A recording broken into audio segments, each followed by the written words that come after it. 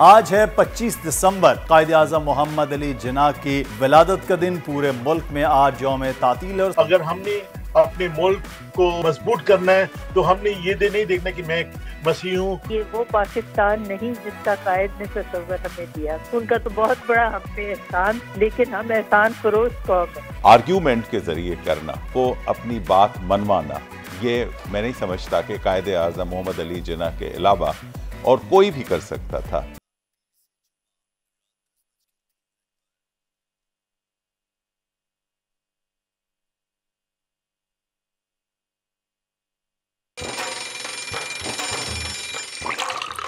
आजकल जिंदगी ही सुबह आउट ऑफ कंट्रोल है, दुनिया बोल है, तेरी दुनिया। अस्सलामुअलैकुम जनाब, दुनिया बोल है में आपको खुश आमदीद कहते हैं। मैं हूं मुदस्सर इकबाल और आज का दिन बड़ा ख़ास है। आज है 25 दिसंबर, यानी 25 दिसंबर वो दिन है जिसमें कायद-ए-आज़म मोहम्मद अली जिन्ना की विलादत का दिन। पूरे मुल्क में आज यौम तातील और साथ ही साथ आज हज़रत ईसा अलैहिस्सलाम का भी यौम विलादत मनाया जाता है क्रिसमस के तौर पर मसीही बरादरी की जानिब से। तो आज के प्रोग्राम में हम बात भी करेंगे, लेकिन एक चीज़ है, आज जब छुट्टी थी, सर्द मौसम था, तो कदरे मुख्तलिफ शहर नज़र आया है। तकरीबन सुकून, सड़कें खाली और लोग अपने घरों तक महदूद थे क्योंकि आज छुट्टी का दिन मनाया जा रहा है। लेकिन इस छुट्टी के दिन को मनाने का मकसद सिर्फ ये नहीं है कि 25 दिसंबर को आपको सर्दियों में एक छुट्टी मिल गई है, लॉन्ग वीकेंड हो गया, आप घूमे फिरें। लेकिन इस मुल्क को बनाने वाले की जो सोच है, यानी कि कायद-ए-आज़म मोहम्मद अली जिन्ना की, वो क्या है, इस पर ज़रूर आज गौर करना है और जिस मकसद के लिए ये मुल्क बना है उसके लिए कोशिश और सही करना है। आज हम प्रोग्राम का आगाज़ भी एक अच्छे कॉल के साथ करते हैं। बाबा कौम कायद-ए-आज़म मोहम्मद अली जिन्ना का कॉल है कि इल्म तलवार से भी ज़्यादा ताकतवर है, इसलिए इल्म को अपने मुल्क में बढ़ाएं। आज इस हस्ती की सालगिरह है जिसने हमें प्यारा पाकिस्तान दिया। आज कायद-ए-आज़म मोहम्मद अली जिन्ना की 147वीं यौम पैदाइश है। आज प्रोग्राम में इस हवाले से खुसूसी सेगमेंट भी करेंगे और क्रिसमस पर मसीही बरादरी से मोहब्बतों का इजहार करेंगे। मगर पहले एक नज़र आज की बड़ी खबर पर। बाबा कौम कायद-ए-आज़म मोहम्मद अली जिन्ना का यौम पैदाइश। मज़ार कायद पर गार्ड्स की तब्दीली की पुरवकार तकरीब। मुल्क भर में आम तातील, तंजीम, इत्तेहाद, ईमान, कायद का फरमान।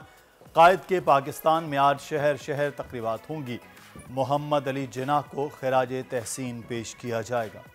दुनिया भर में मसीही बरादरी आज अपना सबसे बड़ा मजहबी त्यौहार क्रिसमस मना रही है। पाकिस्तान में अक़लियतों को मुकम्मल आज़ादी हासिल। गुज़श्ता रात कराची, लाहौर, कोयटा समेत तमाम छोटे बड़े शहरों के गिरजाघरों में इबादत का खुसूसी एहतमाम। पाकिस्तान की सलामती और बक़ा के लिए दुआएं। क्रिसमस के मौके पर अक़लियतों से मुलाकात करवाएंगे। ऑस्ट्रेलिया के खिलाफ दूसरा टेस्ट मैच में कौमी टीम स्क्वाड का ऐलान। सरफराज अहमद, साइम अयूब, फ़हीम अशरफ और वसीम जूनियर को मौका न देने पर इत्तेफाक। कल से शुरू होने वाले टेस्ट के लिए प्लेइंग 11 का इंतखाब मैच की विकेट देख कर किया जाएगा। और ज़रा नम हो तो ये मट्टी बड़ी जरखेज़ है। तालिबात ने एक बार फिर दुनिया भर में पाकिस्तान का नाम रोशन कर दिया। जामिया कराची की तालिबात का ज़राअत और टेक्सटाइल की फील्ड में बड़ा कारनामा। अब कपास की फसल साल में एक की बजाय 3 बार पैदावार देगी। इनकलाबी तजुर्बा कामयाब, माहिरीन भी हैरान। तो आज ये तमाम अच्छी खबरें इस मुल्क से मुताल्लिक वो आपको आज के प्रोग्राम में बताएंगे। हमारे मेहमान भी हमारे साथ होंगे, लेकिन सोशल मीडिया पर ट्रेंडिंग्स के हवाले से ज़रूर हम बात करेंगे। तो इस वक्त एक्स पर जो ट्रेंडिंग चल रही है, टॉप ट्रेंड में पाकिस्तान में बाबा कौम कायद-ए-आज़म मोहम्मद अली जिन्ना का 147वां यौम पैदाइश टॉप ट्रेंड में शामिल है। ट्रेंड में सारफीन की जानिब से बड़े सग़ीर के मुसलमानों के निजात दहंदा को खिराज अक़ीदत पेश किया जा रहा है, जबकि उनके फरमान को भी शेयर किया जा रहा है। और टॉप ट्रेंड में अब तक हज़ारों सारफीन इस वक्त ट्वीट भी कर चुके हैं। और दूसरा ट्रेंड जो है वो है क्रिसमस। सोशल मीडिया क्रिसमस के रंग में भी रंग चुका है। पाकिस्तान समेत दुनिया भर में इस वक्त क्रिसमस से मुताल्लिक ट्रेंड्स जो है वो चल रहे हैं। मसीही बरादरी को क्रिसमस की मुबारकबाद भी दी जा रही है। यूरोप, अमेरिका, कनाडा समेत दीगर ममालिक में ज़बरदस्त गहमा गहमी है। मसीही बरादरी में भरपूर जोश व जज्बा देखने में आ रहा है। जर्मनी में रंगारंग क्रिसमस मार्केटें सज गईं वयाना में क्रिसमस की शानदार तकारीब। सल्तनत ओमान में भी रंगारंग तकरीबात का आगाज़ हुआ। टॉप 10 में अब तक 49 लाख से ज़ायद सारफीन अपनी राय का इजहार कर चुके हैं। तो ये इस वक्त सूरत हाल है और हम अब बात करेंगे। हमारे साथ मोहम्मद अली शेख साहब इस वक्त मौजूद हैं, हिस्टोरियन हैं और आज कायद-ए-आज़म मोहम्मद अली जिन्नाह का यौम विलादत है। शेख साहब बहुत शुक्रिया आपको। आज बड़ा दिन है। हमेशा कायद-ए-आज़म मोहम्मद अली जिन्नाह की हम जब बात करते हैं तो एक ऐसा लगता है कि ख्वाब है कि इतनी बड़ी सल्तनत और ताकत ब्रिटिश की और उसके बाद वहाँ से बग़ैर कोई हथियार उठाए, बग़ैर जंग किए वहाँ से पाकिस्तान निकालना, और वो भी हमेशा से मुत्तहिदा हिंदुस्तान था, वहाँ से एक पाकिस्तान का वजूद होना, ये ख़ुद से एक मौजज़ा नहीं लगता? बहुत बड़ी बात थी। और उस वक्त जितनी मुखालिफ क़ुव्वतें मौजूद थीं जो कि किसी सूरत में भी मुसलमानों को एक आज़ाद वतन देने के हक़ में नहीं थीं, वो मुत्तहिद और मुत्तफ़िक थीं और उनका मुकाबला आर्ग्यूमेंट के ज़रिए करना और उनको अपनी बात मनवाना, ये मैं नहीं समझता कि कायद-ए-आज़म मोहम्मद अली जिन्नाह के अलावा और कोई भी कर सकता था।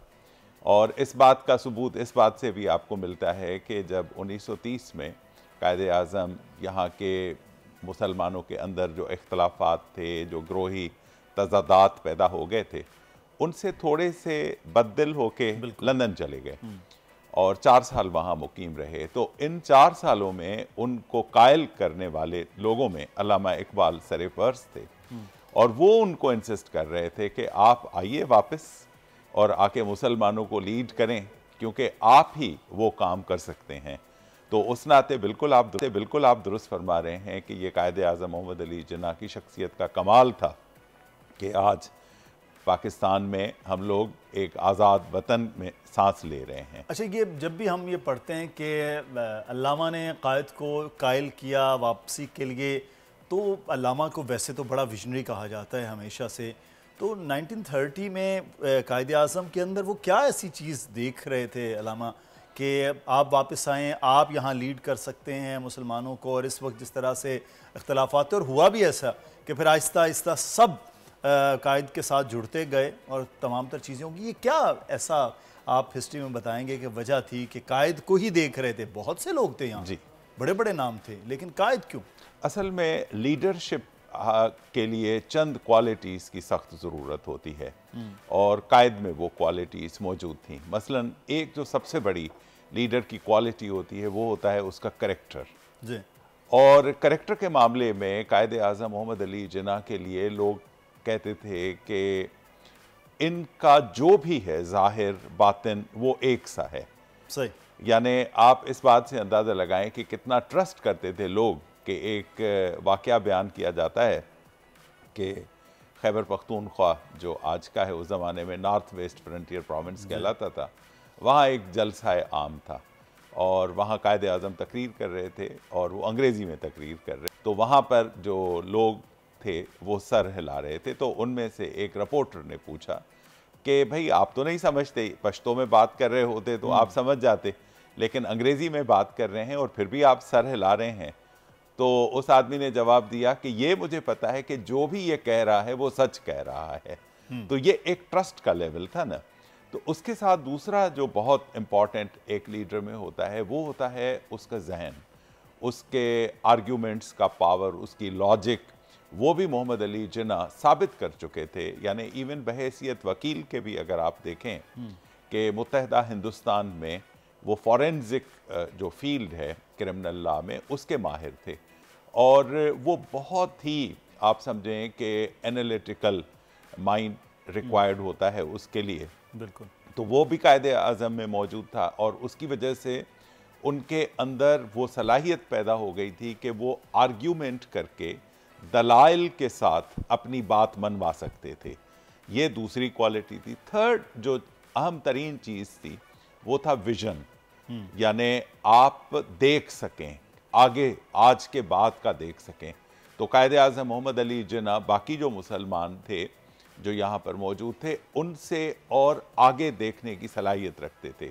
तो इन वजूहात की बिना पे अल्लामा इकबाल और जो दूसरे अकाबरीन थे हिंदुस्तान में मुसलमानों के, वो इसी बात पे मुत्तफिक थे कि ये आदमी हमें लीड अगर करेगा तो हम किसी मंजिल तक पहुंचेंगे। ये बुनियादी सबब था जिसकी वजह से इनको कन्विंस कर रहे थे। इतने लाखों करोड़ों लोगों की मौजूदगी में भी मोहम्मद अली जिन्नाह की कमी पूरी नहीं हो रही थी।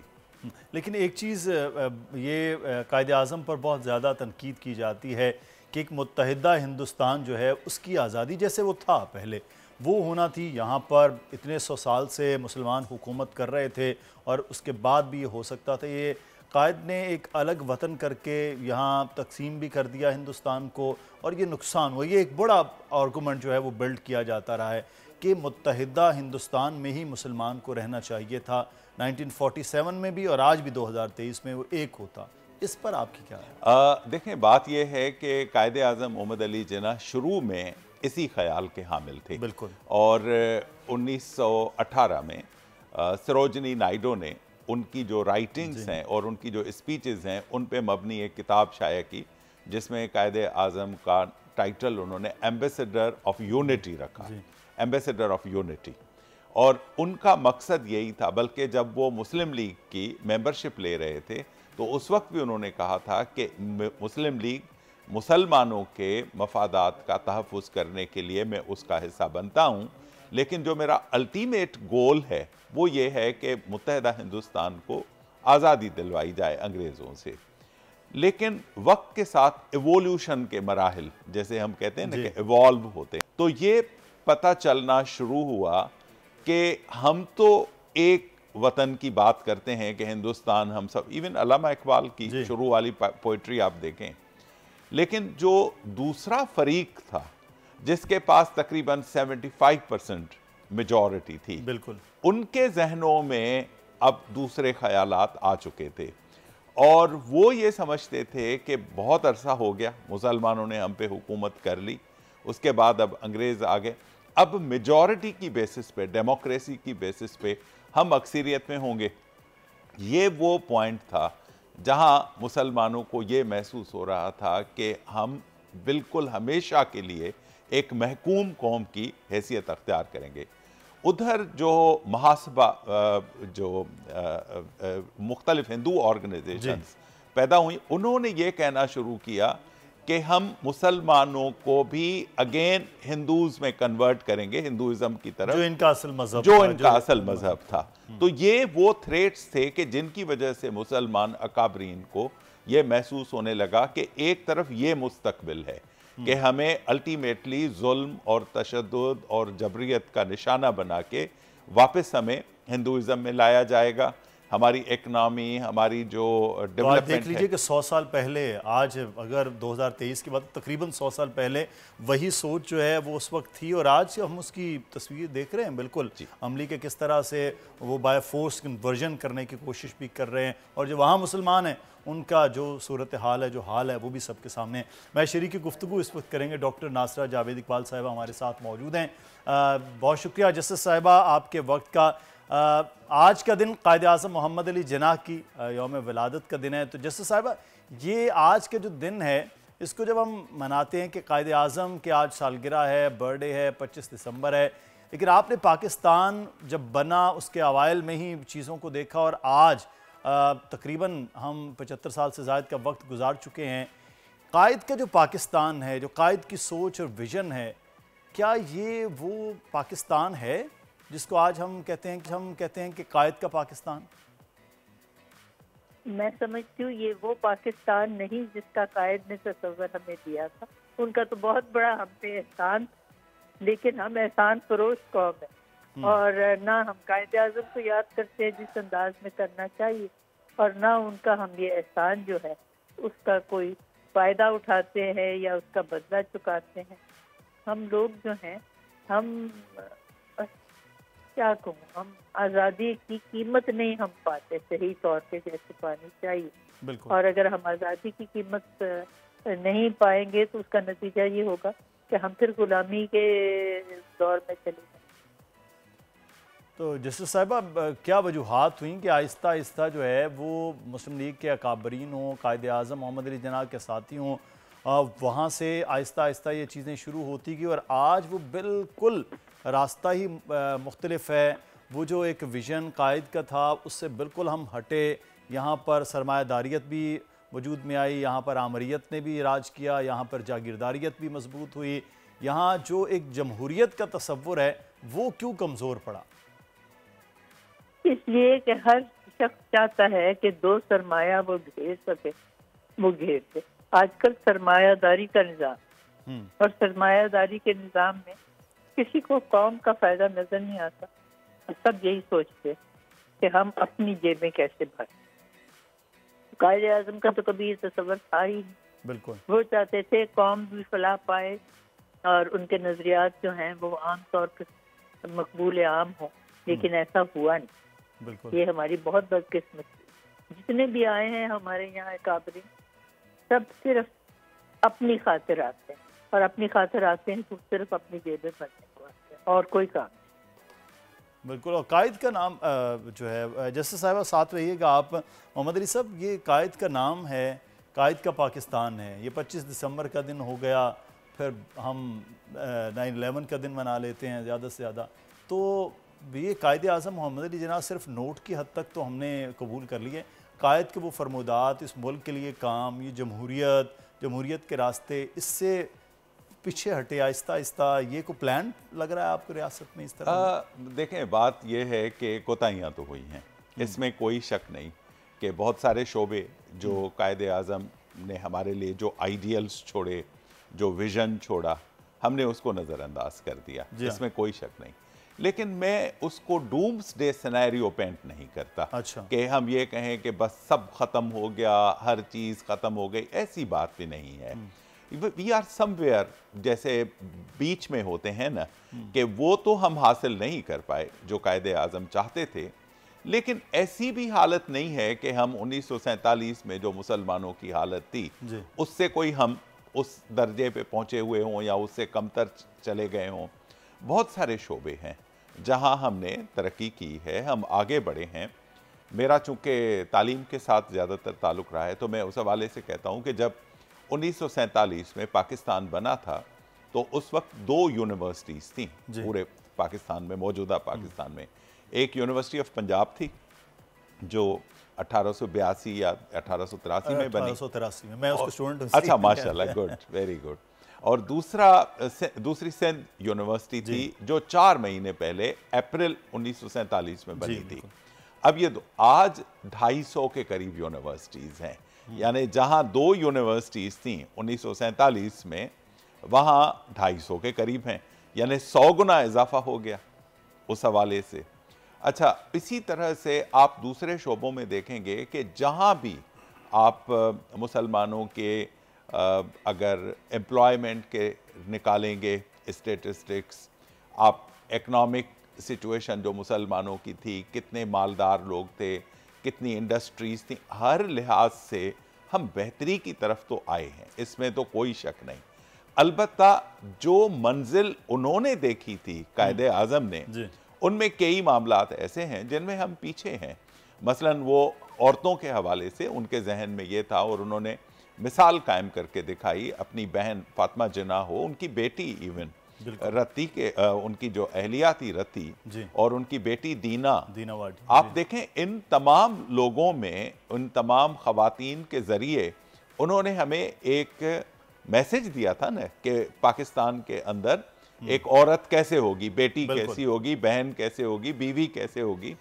तो हमने उनको नज़रअंदाज कर दिया। ये एक बड़ा अहम मामले पे आप बात ले आए। ख़वातीन के 50% आबादी दुनिया में ख़वातीन की होती है, और हर मुल्क में, और जेंडर एम्पावरमेंट के हवाले से ख़ासा, जैसे साहब हम आपके लेक्चर्स भी हम सुनते रहे हैं और आप बात भी करती रही हैं।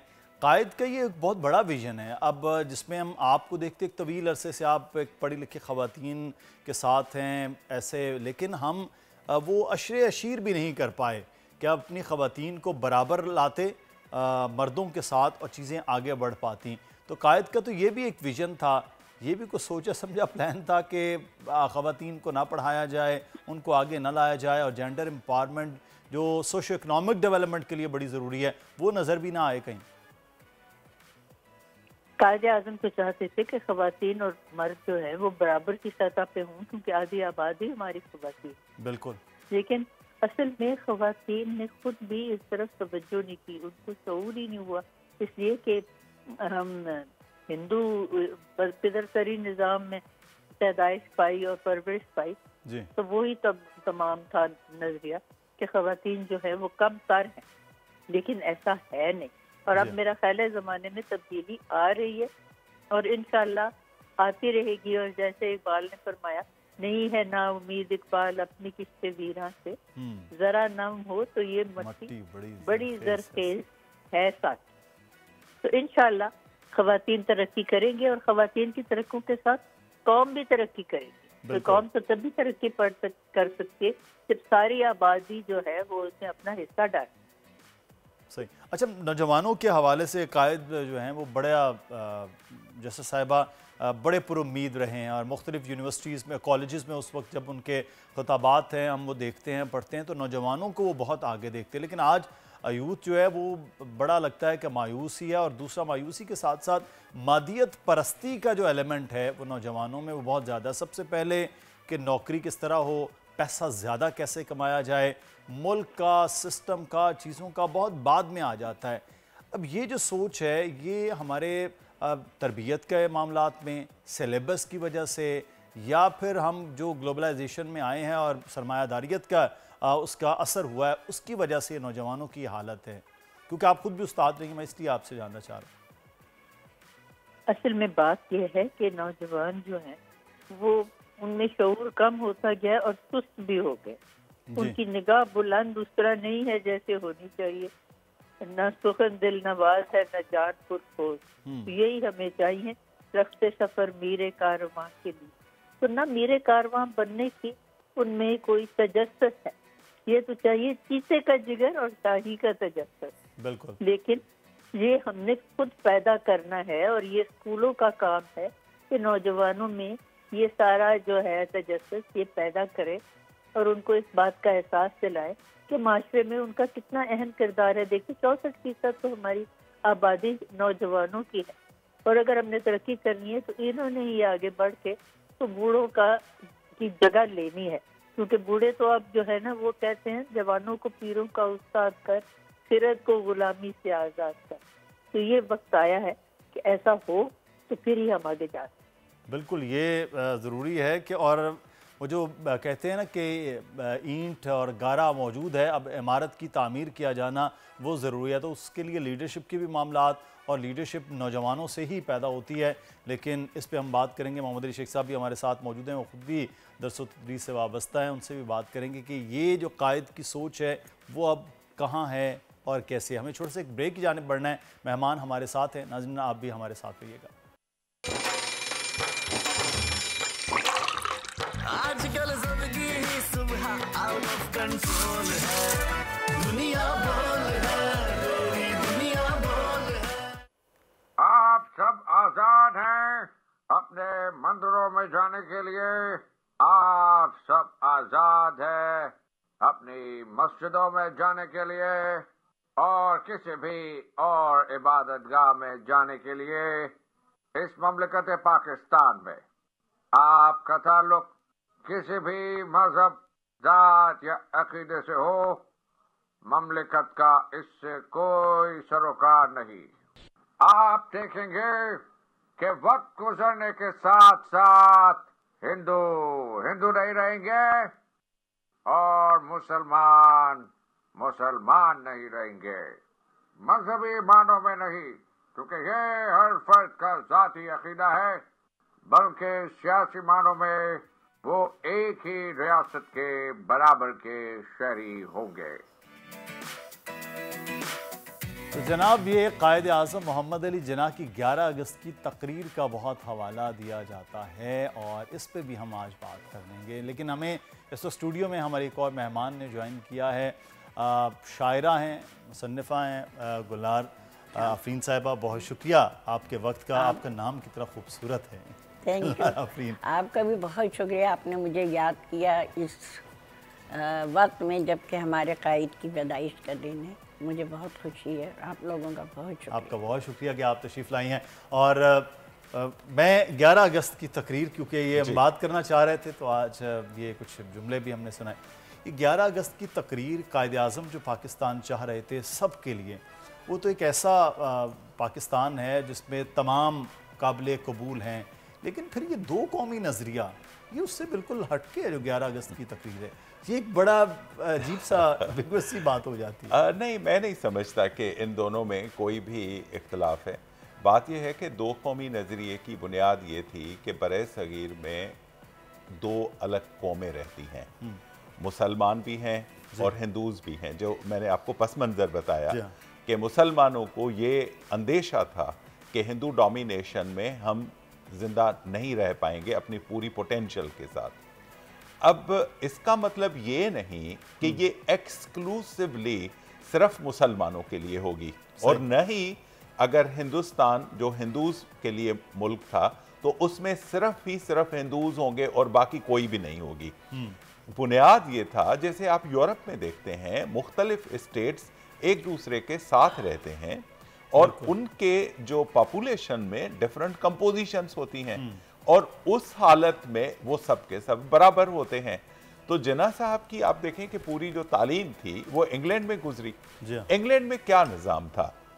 क्रिश्चियंस थे जो मेजॉरिटी में, जाहिर है कि ज़्यादातर उनके यहाँ जो क्रिश्चियनिटी के फॉलोअर्स थे, लेकिन वहाँ मुसलमान भी थे, वहाँ हिंदू भी रहते थे। कायद आज़म खुद भी मुसलमान की हैसियत से वहाँ रहे थे, तो उनको भी वो तमाम के तमाम बराबर के हुकूक हासिल थे।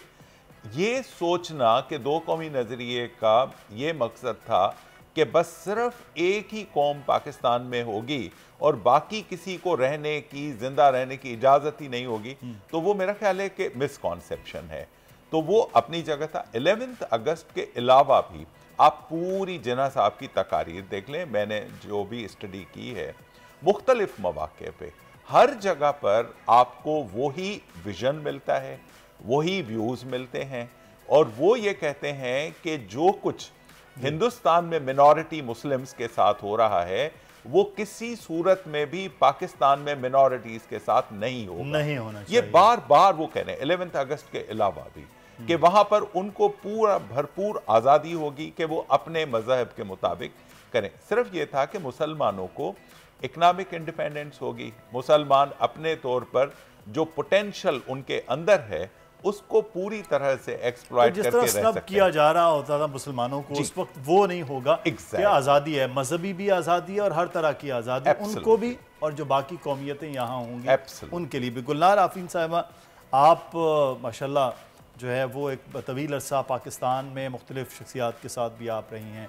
और आपने देखा भी है इस वक्त इस मुल्क को एक कहाँ से और यहाँ तक एक बड़ा वक्त भी देखा है मुख्तलिफ अदवार में। कायद आज़म मोहम्मद अली जिन्ना इस मुल्क को एक बड़ी फलाही सल्तनत के तौर पर देख रहे थे, और उस वक्त जब पाकिस्तान आज़ाद हुआ है, मुख्तलिफ ममालिक भी आज़ाद हुए इर्द गिर्द, और एक पूरा सेकंड वर्ल्ड वॉर के बाद चीज़ें तब्दील हो रही थी। आज जहाँ हम खड़े हुए हैं, इस पाकिस्तान को आप किस तरह से देख रही हैं कायद के ख्वाब के साथ? वो तो अभी मैं नज़्म पढ़ूंगी, उसमें आपको मेरी पूरी एक, तो मेरा ख्याल है फिर नज़्म से आगाज़ करते हैं ताकि फिर उसी पे हम गुफ्तगू करें। दरअसल वो जो नज़्म है ये आज से 1990 में मैंने लिखी थी। वो इत्तेफाक है, बाज़ चीज़ें अल्लाह की तरफ से इनायत हो जाती हैं। एक वो जो है वो एक तारीख़ है पाकिस्तान, किसी के ख़िलाफ़ नहीं है। वो जब आप अभी सुनेंगे, मुझसे तो लोग कहते थे कि इस नज़्म को तो कोर्स में होना चाहिए। यानी एक तारीख़ है जो 1947 से लेके जो आप सुनेंगे तो आखिर तक। देखिए, हम जो हैं इस दौर में ज़िंदा हैं, दुनिया कहाँ से कहाँ चली गई है। और जब मैं यहाँ, मुझे दुख होता है ये कहते हुए कि हम 57 इस्लामी मुल्क हैं। क्या इत्तेहाद है? इस्लाम की तो बात यहीं से शुरू होती है, यकजहती की बात यहाँ से शुरू होती है। ना मुसलमान 57 मुल्कों में इत्तेहाद है, ना हमारे पाकिस्तान में इत्तेहाद।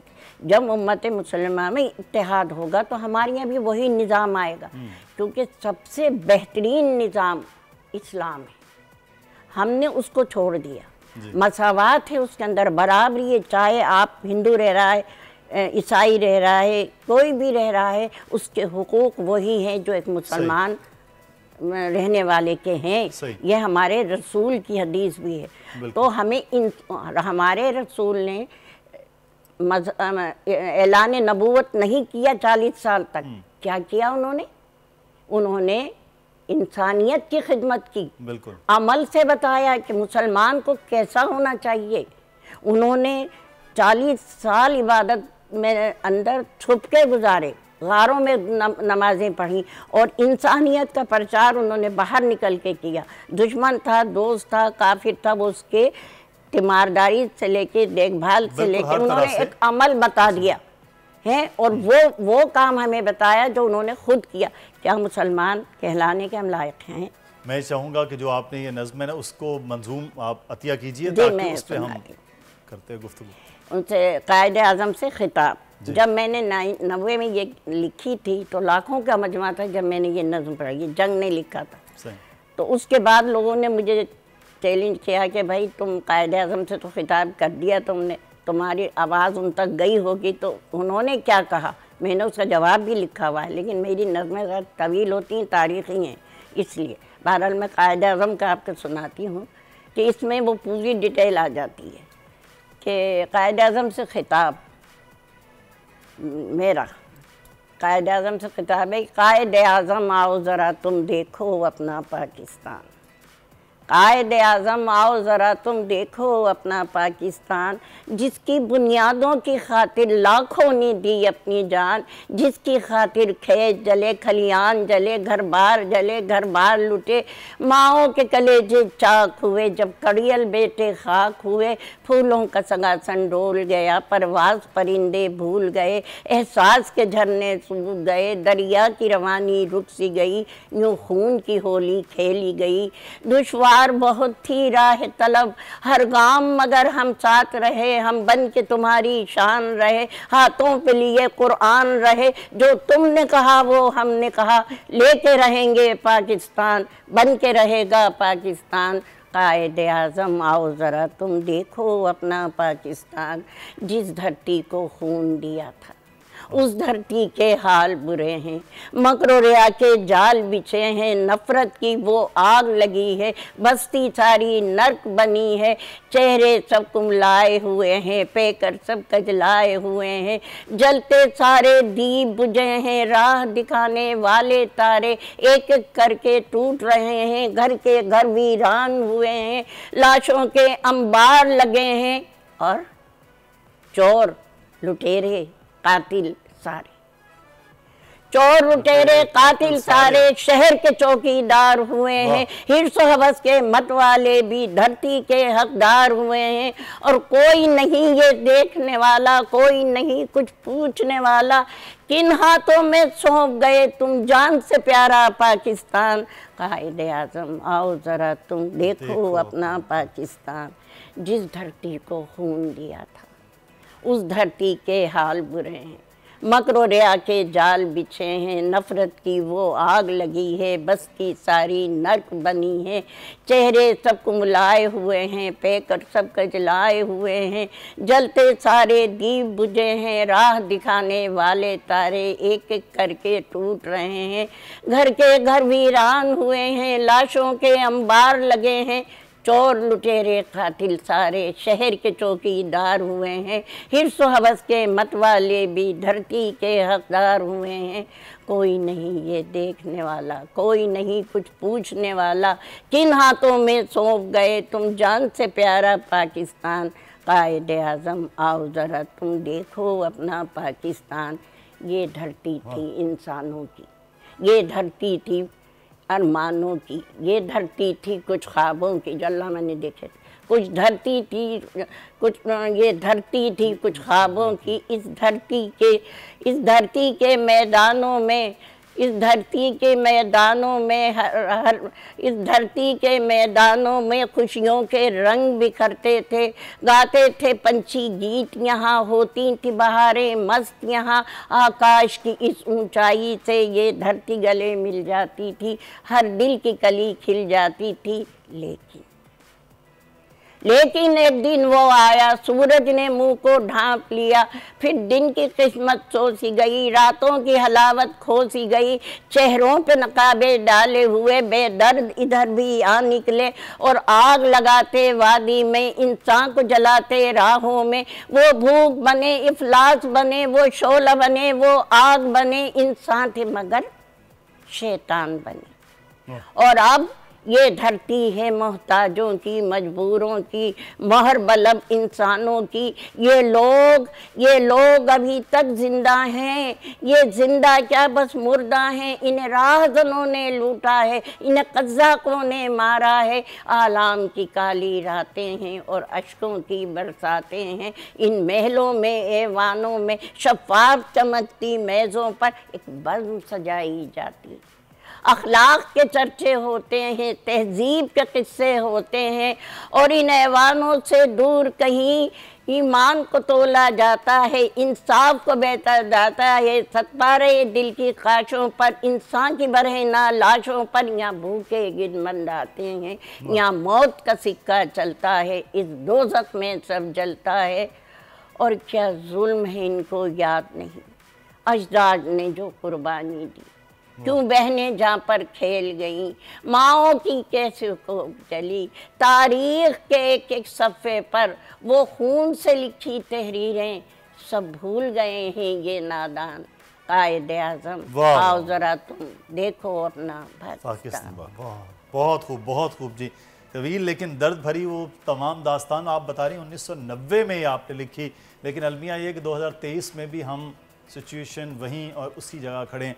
जस्टिस साहिबा, आपने नज़्म भी आप तक आवाज़ आ रही होगी, आफरीन साहिबा ने जो एक नज़्म पेश की है, लेकिन ये अलमिया है कि हम इस चीज़ से नहीं निकल पाए हैं कि हम उस मुल्क को, एक तरफ हम यूरोप के वो ममालिक देखते हैं जो अपना एक तवील सफ़र करके आज उनको कहते हैं कि वो एक दुनिया में बेहतरीन ममालिक के तौर पर हैं, जहाँ बराबरी के तौर पर, मसावात के तौर पर सब लोगों को देखा जा रहा होता है। और एक हम हैं कि यहीं पर मुसलमानों के लिए अगर हम ये समझें तो यहाँ भी डिफरेंस है, बाकी तो अक़लियतों का शायद वो वाला मयार ही नहीं बना पाए जो कायद की सोच थी।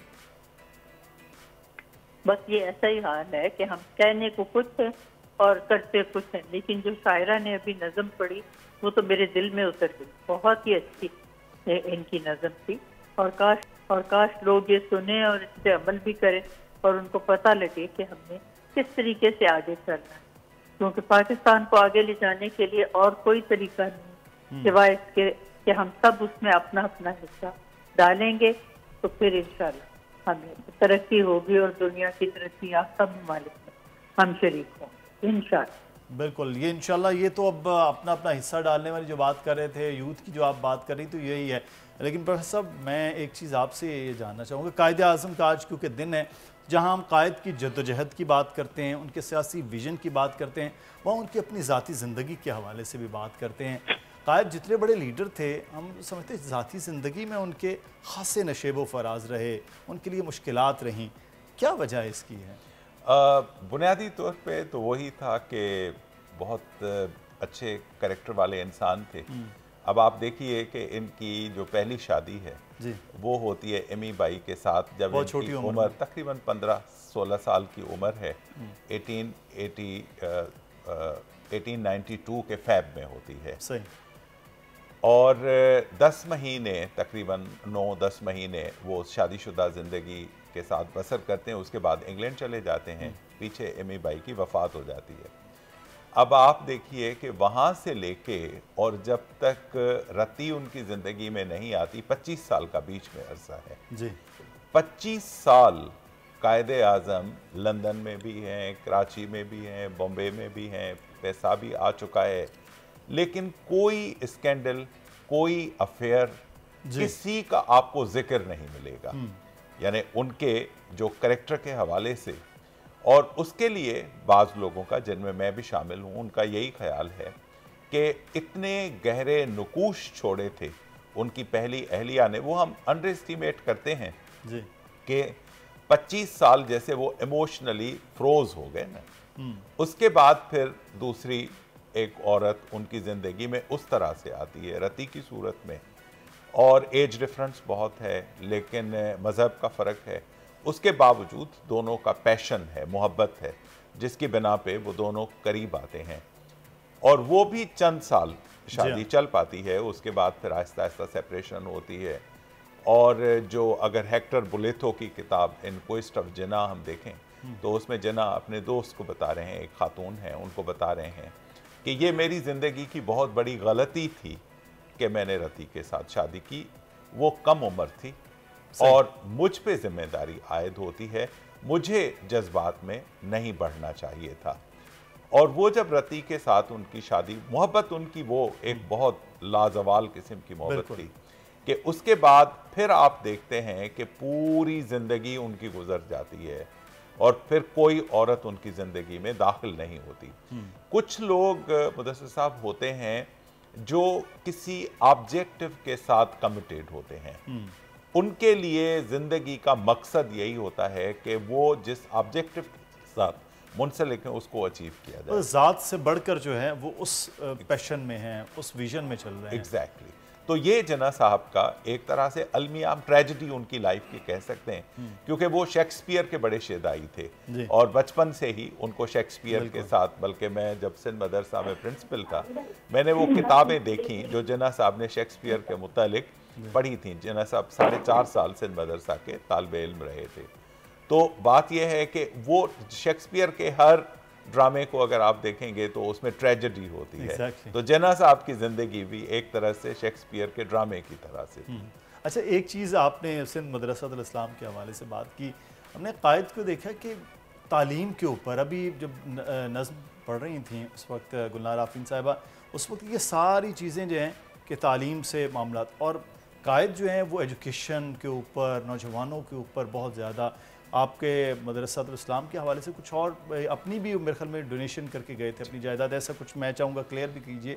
तो ये जो तालीम से दूर होना है, ये भी मेरा ख्याल है एक बहुत बड़ी वजह है। असल वजह ही ये है, असल जो प्रॉब्लम हुआ ना पाकिस्तान के साथ, जो आज जिन हालात में हम हैं, तो कायदे आज़म के जो तालीम के मुतलिक आइडियल्स थे उनको हमने ख़त्म कर दिया, उनको छोड़ दिया।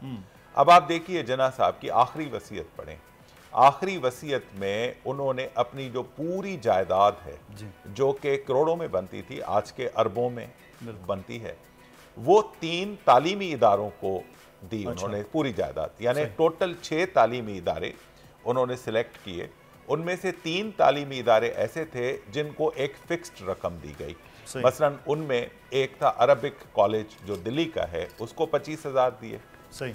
अंजुमन इस्लाम स्कूल को 25,000, और ये भी मैं हमायत इस्लाम स्कूल जो अंजुमन देयर इज अनदर स्कूल, सही से, ओके, अंजुमन इस्लाम स्कूल बॉम्बे, वहाँ 6 हफ्ते ये पढ़े थे। पुफी के साथ गए थे बॉम्बे, सिंध मदरसा के स्टूडेंट थे, तो यहाँ से छोड़ के वहाँ गए थे 6 हफ्ते के लिए। उसको भी 25,000। और ये भी मुदस्सिर साहब आप जहन में रखिए कि ये 25,000 उन्होंने तब लिखे हैं जब सोने का 1 तोला 42 रुपए का होता था। आज तो अब आप उस हिसाब से अगर आप उसको करेंगे तो it goes in tens of million. Exactly. और उस यूनिवर्सिटी ऑफ बॉम्बे को उन्होंने 50,000 दिए। अब ये तो 3 तालीमी इदारे फिक्स्ड वाले हुए। 3 तालीमी इदारों को उन्होंने कहा कि मेरी पूरी जायदाद 3 हिस्सों में तकसीम करके बाकी जो बचती है वो उनमें तकसीम करें। उनमें पहले नंबर पे अलीगढ़ मुस्लिम यूनिवर्सिटी, सही, दूसरे नंबर पे इस्लामिया कॉलेज पेशावर, और तीसरे नंबर पे सिंध मदरसातुल इस्लाम कराची का। सही। हमारा हिस्सा जो बना सिंध मदरसा का, वो बना 1 करोड़ 8 लाख रुपए उस वक्त में। जी, यानी आप समझें कि उस हिसाब से आज अगर उतने पैसे होते तो शायद पाकिस्तान का कर्जा उतर जाए। बिल्कुल, ये बहुत ज्यादा। तो उस नाते जिना साहब की, और ये तो वो जायदाद थी जो कि यहाँ पाकिस्तान में मौजूद थी, इनके अलावा उनकी जायदाद हिंदुस्तान में भी। बिल्कुल। तो ये तालीम के साथ मोहब्बत। गुलनार आफरीन साहब, ये देखें, अगर तालीम याफ्ता होते तो जो आप अपनी नज़्म में नोहा कुना है कि कायद के साथ मुखातिब करते हुए, ये शायद ना होता। और आज जो हम कायद के विजन है उसको लेकर चलते तो आज ना हमें इस तरह खून खराबा और जो आप बात बार बार कर रही हैं मसावात की, वो भी शायद ना होता। तो कायद के फरमुदात भुलाए हैं और हालत ये है आज। वही तो सबसे बड़ा हमारे यहाँ जो एक मसला है और बड़ा कर्मनाक मसला है कि जो किताबें लिखी जा रही हैं उसमें कायदे आज़म का जिक्र बराए नाम है। उनकी जो उनके जैसे अभी आप लोग बता रहे थे प्रोफेसर साहब के, उन्होंने क्या चाहा था वो तो नहीं हुआ ना। जी हाँ। हम ये वो जैसे ही कह रहे हैं कि कायदे आज़म ने सिर्फ मुसलमानों के लिए मुल्क नहीं हासिल किया था, उन्होंने तो था मुसलमानों के लिए, लेकिन तमाम आलम इस्लाम के लिए भी था, इंसानियत के लिए भी था। किसी मज़हब का उन्होंने नाम नहीं लिया था। वो कह रहे थे इंसानियत जहाँ रहे, जहाँ मसावात रहे, जहाँ पर मोहब्बतें रहें, तो अगर ऐसा होता तो वो तकसीम का सवाल ही नहीं पैदा होता। अगर हमें हिंदुस्तान में इसी तरह रहने दिया जाता, खदशा तो यही था कि मुसलमानों ने 800 साल हुकूमत की हिंदुस्तान पे, लेकिन वहाँ मसावात थी। वहाँ के बादशाहों ने, वहाँ के जो नवाब थे, राजा महाराजा, सब इत्तेफाक से रहते थे। लेकिन जब आज़ादी में, हालांकि मुसलमानों का बहुत बड़ा हाथ है, क्योंकि हुकूमत तो मुसलमानों के पास थी ना, अंग्रेज़ों ने तो मुसलमानों से छीनी थी। और तारीख़ पढ़ें तो रूह लरस जाती है कि किस तरह इन्होंने मुसलमानों के साथ, क्या आज हम उनके नक्शे कदम पे चलें तो फिर अच्छाई पे चलें। यानी कलकत्ता में एक खून हो गया था, तो इन्हों को, अंग्रेज़ों को ये शक था कि किसी मुसलमान ने किया, हिंदुओं को तो नहीं कुछ कहते थे। तो कलकत्ता के अंदर जो अंदर से उसके घर से लेके पकड़ा था, तो ज़मीन पूरी सड़क से उसकी ज़बान से वो खून जो अंग्रेज़ का गिरा था चढ़वाया था। तो ये मुसलमान क्यों नहीं किताबों में लिखते, क्यों नहीं हमारे कोर्स में ये चीज़ें आती, ये तारीख़ है। और मैं सोचती ये हूँ कि हमारी ख़वातीन जो हैं, देखिए नस्ल जो अच्छी पैदा करती है वो औरत है। बिल्कुल ऐसे। स्कूल से पहले माँ की गोद होती, तो अगर औरत अच्छी पढ़ी, देखिए एक ज़माने में औरत के पास तालीम नहीं थी, हैं इतनी आज़ादी जो हम आपके साथ बैठे में ये कभी भी नहीं थी ना। लेकिन उस वक्त के लीडर देख लें, उस वक्त की उनकी काबिलियतें देख लें, घर की 4 दीवारी में रह के औरत ने हीरो पैदा किए। और आज क्या है, आप ज़ीरो पैदा कर रही हैं। आज तो बिल्कुल हम जो है वो कायद से सिर्फ नाम की हद तक मोहब्बत, और पाकिस्तान से सिर्फ और सिर्फ अपने मोहब्बत है, उससे आगे फरमान जो है कायद आज़म के हवाले से बातें बहुत सी हो सकती हैं, वक्त की भी कमी है। मैं बहुत शुक्रिया अदा करूंगा गुलनार आफरीन साहब, आपका भी, जैसे साहिबा हमारे साथ मौजूद थी, आपका प्रोफेसर, आपने भी तवील वक्त हमें दिया, आपका भी बहुत शुक्रिया। हमें यहाँ पर एक ब्रेक लेना है नाज़रीन, ब्रेक के बाद वापस आएंगे तो फिर आज क्रिसमस मसीही बरादरी मना रही है, उस हवाले से भी गुफ्तगू होगी, और दीगर हमारे हीरोज़ भी हमारे साथ होंगे। आप भी हमारे साथ होंगे। आजकल जिंदगी ही सुबह आउट ऑफ कंट्रोल है, दुनिया बोल है, पूरी दुनिया बोल है। ब्रेक के बाद आपको खुशामदीद कहते हैं दुनिया बोल है में। और दुनिया बोल है में आज हम बात करेंगे कि दुनिया भर में आज मसीही बरादरी अपना मजहबी त्यौहार क्रिसमस जोश व खरोश से मना रही है। पाकिस्तान समेत यूरोप, अमेरिका, कनाडा समेत दीगर ममालिक में क्रिसमस की तैयारियां मुकम्मल हो गई हैं। इस वक्त क्रिसमस जारी सारी है। मुख्तलिफ जगहों पर इबादत, पाकिस्तान के अमन व सलामती के लिए ख़ास दुआएं भी करवाई गई। पूरे मुल्क में इस वक्त जो है वो क्रिसमस की खुशियाँ मनाई जा रही हैं। हमारे साथ इस वक्त मौजूद हैं सेंट पैट्रिक्स चर्च के फ़ादर मारियो। फ़ादर बहुत शुक्रिया, सबसे पहले तो आपको बहुत बहुत मुबारक हो आज क्रिसमस की, हैप्पी क्रिसमस। और दूसरा बोल की टीम आपको मुबारकबाद देती है, लेकिन साथ साथ ये बताइएगा कि पाकिस्तान में इस वक्त जो आपका जो दिन है मनाने का, इसमें एक अमन, सलामती और मोहब्बत का पैगाम हमेशा से आप देते हैं। आज पाकिस्तान के हवाले से क्या सोच है मसीही बरादरी की आज, क्योंकि खुशियों का दिन है आपका? पहली बात शुक्रिया आपका, और आपको भी मुबारक हो, खैर मुबारक। आज जैसे आपने कहा कि आज हम पूरे मसीह बरादरी पूरी दुनिया में बड़े जोश और जज्बे के साथ क्रिसमस मना रहे हैं।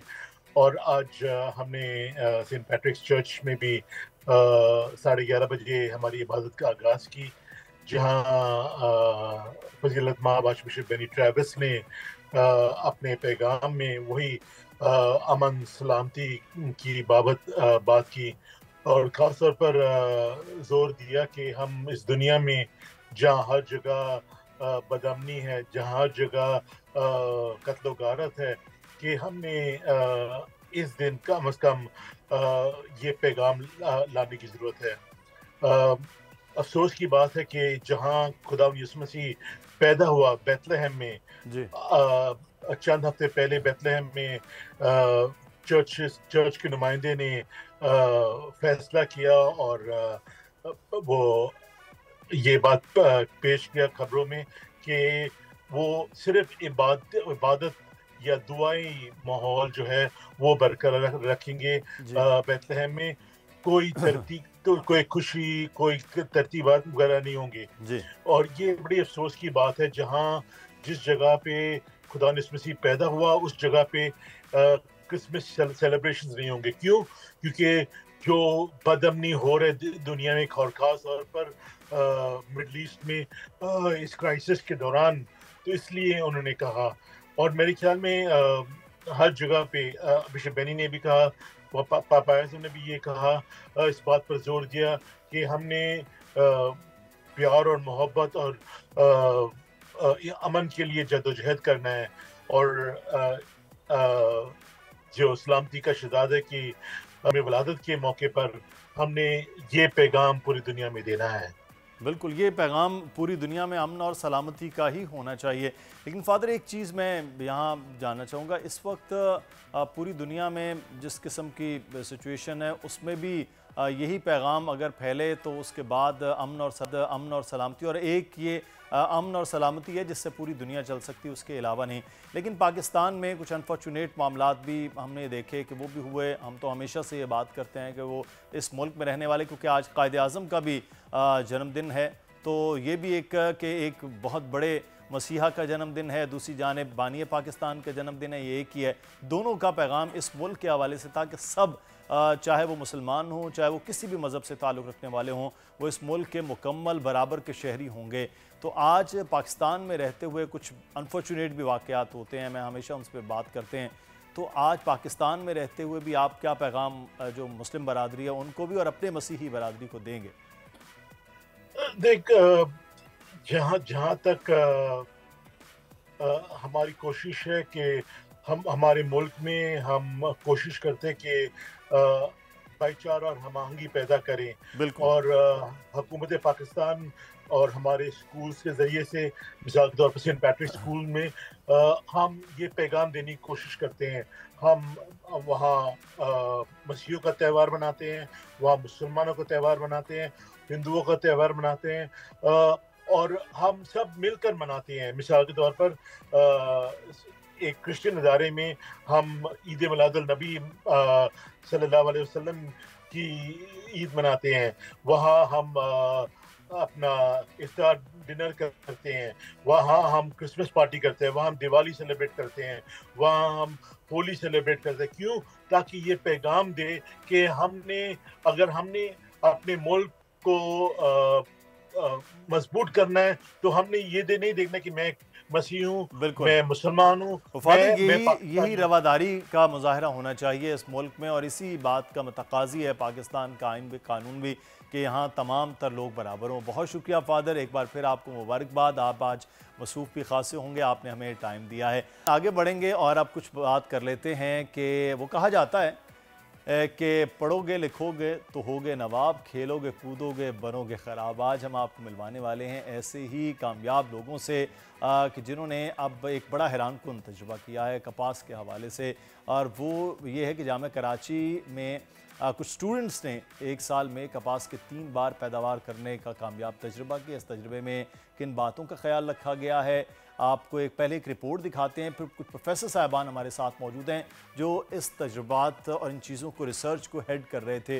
उनसे इस पर बात होगी। और आज हम बात करेंगे इन तजुर्बात के हवाले से। इस वक्त हमारे साथ डॉक्टर शाहिद मंसूर साहब मौजूद हैं, सीनियर एडवाइज़र जामिया कराची से। बहुत शुक्रिया डॉक्टर साहब आपके वक्त का। और डॉक्टर मोहम्मद इमरान साहब हमारे साथ मौजूद हैं, एसोसिएट प्रोफेसर हैं। उनसे भी बात करेंगे कि ये सारी रिसर्च है, इस पर इनका कितना हिस्सा और क्या किस तरह फैसिलिटेट कर रहे थे। और हमारे साथ मौजूद हैं खदीजा रहमान साहिबा जो रिसर्च स्कॉलर हैं, रिसर्च में भरपूर थे। इनसे भी पूछेंगे, इन्होंने एक बड़ी ज़बरदस्त किस्म की चीज़ मुझे बताई है कि ये कर रही हैं जिंजर पे, यानी कि अदरक पर रिसर्च। ये पाकिस्तान में किस तरह से ये डेवलप हो सकती है, बड़ी एक ज़रूरी बात है, क्योंकि ख़वातीन जब ये शो देख रहे थे वो बिल बनवाती ना सब्ज़ी से, तो वहाँ वो बिल में 1000 रुपये बनाते हैं, तो पता चलता है 600 रुपये की तो अदरक का बिल है, तो बाकी सब्ज़ी के 400 रुपये का बिल है। तो ये कैसे पॉसिबल है, हम उनसे बात करेंगे। लेकिन डॉक्टर साहब, सबसे पहले आपसे आगाज़ करते हैं।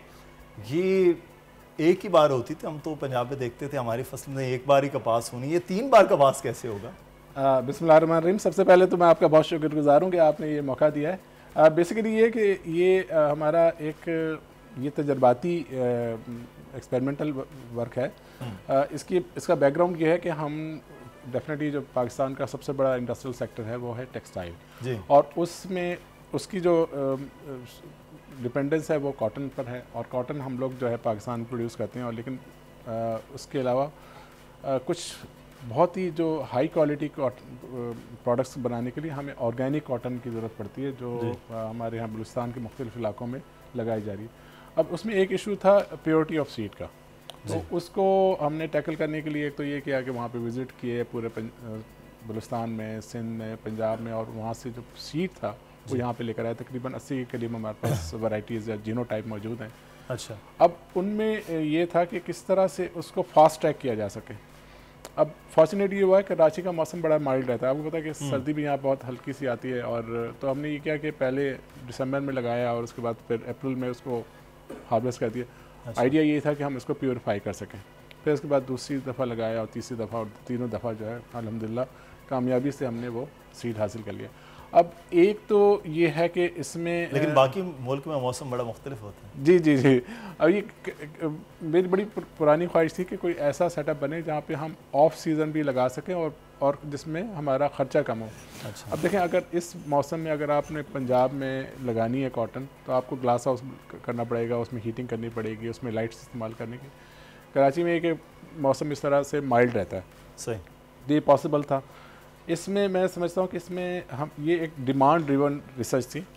एक तो ये था कि आप इसमें प्राइवेट सेक्टर ने भी हमारी बड़ी हेल्प की, खासतौर पे टेक्सटाइल जो कराची के में हैं बहुत बड़े बड़े स्टेक होल्डर्स हैं, और उससे ये हुआ कि हम इसको जो प्योरिटी का एक कई सालों से जो सिलसिला चल रहा था कि प्योरिटी का सीड का, तो वो अल्हम्दुलिल्लाह हमने बहुत जल्दी से अचीव किया। और उसमें फिर हमारी जो टीम थी, खासतौर पे कभी भी कोई काम नहीं होता, इसके अलावा भी इस शो में तो इतने ज़्यादा लोग नहीं आ सकते थे, तो बहुत सारे स्टूडेंट्स हैं जो मुख्तलिफ हमारे कोलीग्स हैं तो इसमें हेल्प करते रहे। इसमें एक और चीज़ जो गवर्नमेंट के लिए बड़ी इम्पॉर्टेंट होगी वो ये है कि ये इस चीज़ का फ़ायदा उठाएं और मतलब कराची और कराची के अतराफ़ में जो ज़मीन है उसको इस पर्पज़ के लिए इस्तेमाल किया जाए, ताकि जो हमारा कॉटन की जो ब्रीडिंग का टाइम होता है तकरीबन 8 साल लगते हैं जी। तो अगर ये यहाँ पे तजर्बात किए जाएँ तो तकरीबन 2.5 से 3 साल में ये एक नई वैरायटी आ सकती है। अब दूसरा अहम जो मसला है कॉटन में वो ये है कि इसकी क्वालिटी जी, और सबसे इम्पोर्टेंट ये क्वालिटी, और फिर इसके बाद ये कि फिर हमें उसकी देखना है कि उसकी फ़ाइबर कैसा है, उसकी क्वालिटी ऑफ फाइबर में होती है, उसकी लेंथ होती है फाइबर की, उसकी स्ट्रेंथ होती है और उसका फाइननेस। ये सारे जो है ये हमें प्राइवेट सेक्टर हमें फैसिलिटेट कर रहा है, क्योंकि बहुत बड़ी बड़ी मशीनें हैं। वो तो हमारे बारे में तो ये कहा जाता है ना कि हमारी कॉटन जो है वो शायद उतनी क्वालिटी वाइज बहुत बेहतर नहीं है, हमें तो आज भी क्वालिटी कॉटन जो है वो इंपोर्ट करना पड़ रही होती है। ये टेक्सटाइल सेक्टर कहता है कि ये कॉटन, तो क्या क्वालिटी वाइज इतनी ये बेहतर होगी? जी बिल्कुल। जो मेरा तजर्बा था बहुत ही हैरान कुन मेरा इम्प्रेशन ये है कि हम लोग जो ख़ासतौर पे बलूचिस्तान में जो लगा रहे हैं, क्योंकि ये नए एरिया हैं, मौसम जो है बड़ा साजगार है, तो वहाँ पे जो क्वालिटी ऑफ कॉटन आती है वो बहुत अच्छी आती है। और मेरा ख्याल है मज़ीद उसमें अगर काम किया जाए तो बहुत इजीली जो है उसको रिप्लेस। एक और अच्छी बात पाकिस्तान की इसमें फैसिलिटेट करने के हवाले से जो है ना वो चीज़ें वो बड़ी इंपॉर्टेंट है। डॉक्टर साहब आपसे उस फैसिलिटेशन के हवाले से बात करते हैं, और मेरा तो सबसे ज़्यादा इंटरेस्ट जो है वो तो अदरक में है। लेकिन एक चीज़ मैं इसमें कि टेक्निकल क्या सपोर्ट होती है, उससे पहले एक चीज़ मैं खदीजा आपसे आगाज़ कर लेते हैं। ये आप कर रही हैं अदरक पर, जिंजर पर रिसर्च, ये क्या इसमें रिसर्च आपने करना है? वो तो सालन में होती है, कहवे में होती है, इन चीज़ों में होती है, रिसर्च में क्या होगा? यही तो बेसिक बात है कि जो जिंजर है ना इसकी डोमेस्टिक मार्केट बहुत ज़्यादा है जी। और दूसरी बात ये है कि पाकिस्तान में जो है जिंजर यहाँ पर ग्रो नहीं करते, और हम लोग जो जिंजर है वो मोस्टली इम्पोर्ट करते हैं, तो उससे हमारा आपको पता नहीं, तो क्यों, मतलब ज़मीन हमारी नहीं है, हमारा क्या ऐसा है, क्यों नहीं करते? एक्चुअली बहुत सारे लोग ने ट्राई किया लेकिन इतना सक्सेसफुल उनका जो है एक्सपेरिमेंट नहीं रहा। यहाँ सिंध के कुछ एरियाज़ हैं वहाँ पर फार्मर्स ने लगाने की कोशिश की, लेकिन उनकी प्रोडक्शन वैसी नहीं है, आउटकम वैसा नहीं आता। तो हम लोग ने यहाँ कराची यूनिवर्सिटी में ही ICCBS के विसिनिटी में ही हमने यहाँ पे जिंजर पे एक कामयाब तजर्बा किया है। हमने उसको ऑप्टिमाइज़ किया है, मतलब हमने डिफरेंट एक्सपेरिमेंट लगाए जिसमें हमने ये चेक करना था कि जिंजर बेस्ट किन सिचुएशंस में ग्रो करेगी, उसको टेम्परेचर क्या चाहिए, उसकी रिक्वायरमेंट्स क्या है। तो वो एक बहुत सक्सेसफुल था, तो हम उसको आगे अब लेके चलेंगे, हम उसको नेक्स्ट प्लान करेंगे कि अब उसकी स्ट्रेटजी मतलब वो बड़ा बड़ा जिंजर बन जाएगा जो आप बाजार में मिलते हैं ना, बड़े वैसे खूबसूरत सा फूला फूला सा, वो अच्छा जिंजर होता है ना जी। तो लाइक मतलब कि वैसे फ्रेश होगा और आपको अपने मतलब पाकिस्तान में ही अवेलेबल होगा और आपको पता है इसकी सस्ता भी होगा, सस्ता भी होगा क्योंकि हम इंपोर्ट करते हैं, तो इसकी आपको पता है मार्केट वैल्यू कितनी ज़्यादा है। इतनी तो किसी भी सब्ज़ी की इतनी हाई कॉस्ट नहीं आती जितनी हम जिंजर लेने जाए तो हमारा बिल बना देते हैं, क्योंकि सारी इंपोर्ट हो रही है। तो आज तक ये क्यों नहीं हो पाया कि ये जिंजर जैसी एक बड़ी नॉर्मल चीज़ है जो रोज़ाना इस्तेमाल होती है, तो क्यों नहीं हम इस पे तजुर्बा कामयाब कर पाए कि पाकिस्तान में ये हो? एक्चुअली जो हमारे मतलब देखा जाए तो इस पे इतना ज़्यादा फोकस गया नहीं लोगों का, वो और चीज़ों पे उनका फोकस था, जिंजर पे उनका इतना ज़्यादा फोकस नहीं था। उनको लगता था कि चलें जी इंपोर्ट हो रही है, लेकिन अब इसकी क्योंकि इसकी वैल्यू बहुत हाई वैल्यू जिंजर है, आपको पता है इसकी मेडिसिनल वैल्यूज़ भी बहुत ज़्यादा है। तो अब जो है लोग चाह रहे हैं कि जितना हम इसके लिए पे करते हैं हम उसी को जिंजर को यहाँ पे ऑप्टिमाइज़ करके पाकिस्तान में ही ग्रो करें और पाकिस्तान में इसकी प्रोडक्शन हो और हम अपने फार्मर्स को प्रोवाइड करें और उनको बताएं कि ये किस इन्वायरमेंट में इसको कौन कौन सी चीज़ें रिक्वायर होती हैं, टेम्परेचर क्या है या सॉइल रिक्वायरमेंट जो भी होता है, तो उसमें वो उसको सक्सेसफुली जो है ग्रो करें और हम पाकिस्तान में ही इसकी प्रोडक्ट। तो आपका जो आपकी रिसर्च है, आपका तजुर्बा कितना कामयाब हुआ है कि अब हम इसको कब तक कमर्शियल बुनियादों पे हम देख सकते हैं कि पाकिस्तान ये कर ले? कमर्शियल पे जो है अभी हम जाएंगे इस साइड पर कमर्शियल पे, क्योंकि अभी हमारा एक्सपेरिमेंटल था, सही। हमने इसको ऑप्टिमाइज़ किया है। अब क्योंकि ऑप्टिमाइजेशन इसकी हो चुकी है तो अब हम इसका नेक्स्ट स्टेप जो है वो कमर्शियल की तरफ जाएंगे। सही। तो वो कैसे जाएंगे वो डॉक्टर इमरान साहब? ये जो आपके टेक्निकल फैसिलिटीज़ हैं, डिफरेंट चीज़ें हैं, नई टेक्नोलॉजी पे मैं प्रोफेसर साहब से बात करूंगा, लेकिन मुझे बताइए किस तरह से ये चीज़ें हो रही हैं आपके इदारे में? जैसे आपने बताया कि हमारा ताल्लुक international centre for chemical and biological sciences से है। ये यूनिवर्सिटी ऑफ कराची की एक बहुत ह्यूज साइंटिफिक एस्टेब्लिशमेंट है जिसमें more than 100 researchers are working on different cadres. अच्छा। और इसके साथ हमारे हज़ारों PhD स्टूडेंट्स वहाँ पे अपनी PhDs कर रहे हैं। और हमारा बेसिक विजन ये है कि पब्लिक प्राइवेट पार्टनरशिप के साथ जो हम साइंटिफिक रिसर्च करते हैं उसको हम आवाम के फ़ायदे के लिए इस्तेमाल करें। और बायोटेक्नोलॉजी विंग जो हमारा है, जिसको हम वहाँ पे टिश्यू कल्चर टेक्नोलॉजी पार्क कहते हैं, TCTP के नाम से जानते हैं, ये this is rather a small part of our other compare to our other sections like HEJ research institute of chemistry, PCMB, वो बहुत बड़े बड़े सेक्शन है जिसमें बहुत ज़्यादा हम लोग काम करते हैं। अच्छा। आज क्योंकि फोकस बायोटेक्नोलॉजी पे है, तो बायोटेक्नोलॉजी में जिस तरह मेरे पास और बहुत सी एडमिनिस्ट्रेटिव रिस्पॉन्सिबिलिटीज़ हैं ICCBS में, उसमें से रिसेंटली मुझे TCTP की भी एडमिनिस्ट्रेटिव इंचार्ज बनाया गया। और इसमें भी हम वही विजन लेके आना चाहते हैं कि पब्लिक प्राइवेट पार्टनरशिप के साथ हम जो भी साइंटिफिक रिसर्च करें उसको आवाम के लिए वो ये बहुत ज़रूरी है। और इसमें डॉक्टर शाहिद साहब ने जिस तरह बात की कपास के बारे में और जिंजर के बारे में खदीजा ने बात की, इसके अलावा भी बहुत सारे प्रोजेक्ट्स हैं जो हमारे ऑन गोइंग हैं। फॉर एग्जांपल हम रिसेंटली ये स्टार्ट करना चाह रहे हैं बनाना। अच्छा। बनाना में बेसिकली आफ्टर ये फ्लड के बाद एक डिजीज़ आ गई है जिसको पानामा डिजीज़ कहते हैं, जो बहुत बड़ा इशू है सिंध के अंदर। अच्छा। तो उसके लिए हम तो उससे फसल मुतासर हो रही है। फसल में डिजीज़ होती है बनाना में एंड उस तो डरा रहे हैं फ्रूट के अंदर तो उसको हम बेसिकली ये चाह रहे हैं कि डिजीज़ फ्री बनाना जो है वो उसके प्लांट्स फार्मर को प्रोवाइड किए जाएँ। अच्छा। हमने टारगेट किया है कि 2025 में हम more than 1 lakh plants farmers को प्रोवाइड करेंगे अपने। ये तो डॉक्टर साहब पूरा एक अलग प्रोग्राम हो रहा है, क्योंकि बनाना ही आजकल सबसे ज़्यादा सेल हो रहा है और आजकल सीज़न चल रहा था, तो अभी थोड़ा सा सीज़न सर्दी की वजह से नीचे हुआ, अदरवाइज तो लोग कहते हैं यार सस्ता तो बस यही रह गया। इसके अलावा हमारे ऑर्नामेंटल जो फ्लावर्स हैं उसमें हमारे पास ऑर्किड की एक ह्यूज वैरायटी है। सही। उसके अलावा भी हम उसमें ऐड करना चाह रहे हैं कि जो यूनिक किस्म के फ्लावर्स हैं जो पाकिस्तान में नहीं होते उनको हम यहाँ पे करें और फिर उनको आम लोगों के लिए यूज़ के लिए उसको। फ्लावर्स तो सर वो बहुत 500-500 दे रहे थे, पूछे क्यों तो कहते हैं इम्पोर्टेड है। तो Imported ये है, तो उसको हम ज़राई मुल्क कहते हैं और हमारी चीज़ें ये नहीं हो सकती। नई टेक्नोलॉजीज़ क्या इस वक्त जो है डॉक्टर साहब वो पाकिस्तान में मुतारिफ हुई हैं और उसका जो है ना पब्लिकली यूज़ है लार्ज स्केल, वो कौन कौन सी ऐसी चीज़ें आप समझते हैं कि हो जाएँ तो बेहतर है और क्या हो क्या रहा है? जी, ये बिल्कुल इस तरह से था है कि हमारा जो फूड सिक्योरिटी जिसे हम कहेंगे तो उसमें हमारा डिपेंडेंस सबसे बड़ा जो ब्रेक थ्रू हुआ था वो उसे हम कहते हैं ग्रीन रेवोल्यूशन, वो 60s में हुआ था और 70s तक।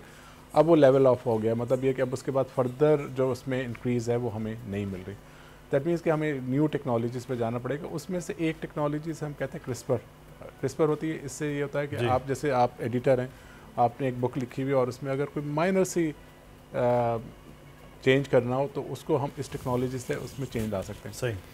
हमारा फोकस ये है कि जीनोमिक्स में जो तरक्की हुई दुनिया में तो उससे ये है कि हम कोई ऐसा काम करें जो हमारे ग्रेन की यील्ड बढ़ सके। देखें हमारी सबसे बड़ी पहले तो है वो गंदम है, फिर चावल है और उसके बाद फिर बाकी सारी क्रॉप्स हैं। तो ये जो हमारे पास ये टेक्नोलॉजी जो है हमने एक्वायर की और जो कि हम एक यूनिवर्सिटी के अंदर हैं तो इस टेक्नोलॉजी को हम चाह रहे हैं कि पूरे पाकिस्तान में ख़ासतौर पे सिंध की जामियात में जो है वो इसको मुतारिफ़ करवाया जाए।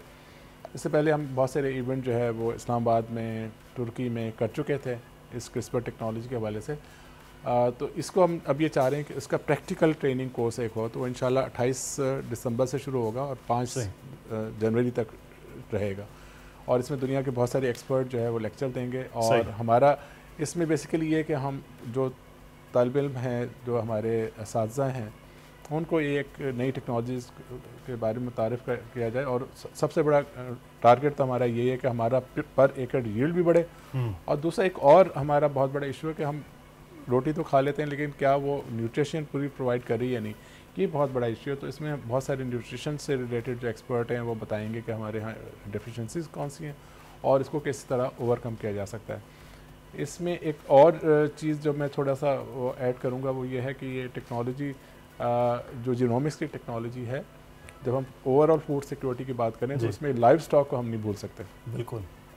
अब लाइव स्टॉक में हमें फेडरल गवर्नमेंट से भी कुछ उम्मीद है कि वो हमारी हेल्प करेगी, लेकिन सिंध गवर्नमेंट इस मामले में बहुत एक्टिव है माशाल्लाह। वो लोग हमें इसके लिए उनके साथ कोलैबोरेशन के साथ हम ये करना चाह रहे हैं कि इसमें मिल्क और मीट प्रोडक्शन, देखें हमारे यहाँ बच्चा ग्रो हो रहा होता है तो उसे दूध की ज़रूरत होती है और जब बड़ा हो जाए तो फिर उसे गोश्त की ज़रूरत है। ये पूरा एक फूड सिक्योरिटी का एक अलग से टॉपिक है और लाइफ स्टॉक जो आप बात की ये बड़ा एक अहम मामला है जिस पे हम इंशाल्लाह अगले आने वाले दिनों में आपको दावत देंगे। वक्त की भी कमी, मैं शुक्रिया अदा करूँगा खदीजा आपका भी, डॉक्टर साहबान आपका बहुत शुक्रिया।